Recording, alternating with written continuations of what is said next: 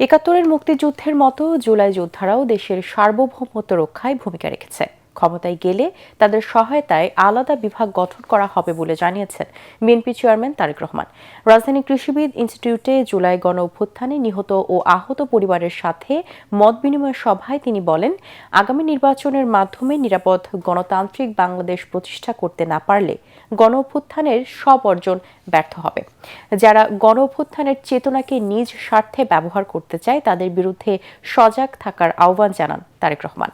Kamruzzaman রাজীবের report.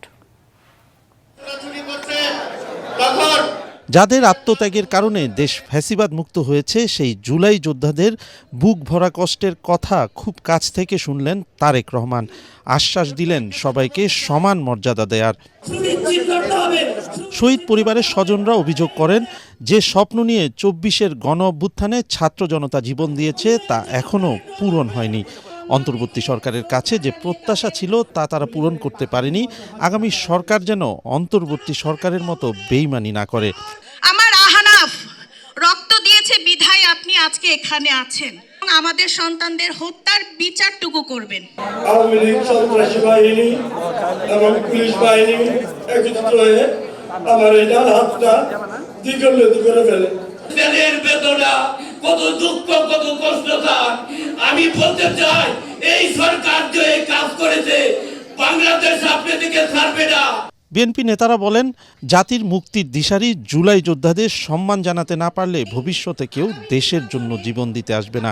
দেশের জন্য যারা জীবন দেয়, যারা আহত হয়, তাদেরকে যদি শ্রদ্ধা করতে না পারি তাহলে ভবিষ্যতে আর কেউ দেশের জন্য, দেশের মানুষের জন্য জীবন দেবে না, আহত হবে। সবাই প্রধান অতিথির বক্তব্যে বিএনপির চেয়ারম্যান তারেক রহমান বলেন, ২৪-এর আন্দোলন কোনো ব্যক্তি, দল বা গোষ্ঠীর নয়। এ আন্দোলন ছিল গণতন্ত্রকামী মানুষের গণ আন্দোলন। ২০২৪ সালে আন্দোলন কোনো ব্যক্তি, দল বা গোষ্ঠীর নয়। এ কারণেই আমি বলি, ১৯৭১ সাল ছিল স্বাধীনতা অর্জনের, ২০২৪ সালের আন্দোলন ছিল দেশ এবং জনগণের স্বাধীনতা রক্ষা। তিনি বলেন, ২৪-এর বিজয়কে সুসংহত করতে হলে প্রত্যেক নাগরিকের রাজনৈতিক ও অর্থনৈতিক অধিকার নিশ্চিত করতে হবে। সুবিধাবাদীদের বিরুদ্ধে সজাগ থাকতে হবে। যারা স্বাধীনতা রক্ষার আন্দোলনকে দলীয় স্বার্থ রক্ষার আন্দোলনে পরিণত করতে চায়, তাদের সম্পর্কে স্বাধীনতা প্রিয় গণতান্ত্রিকামী মানুষকে অবশ্যই সজাগ থাকা জরুরি।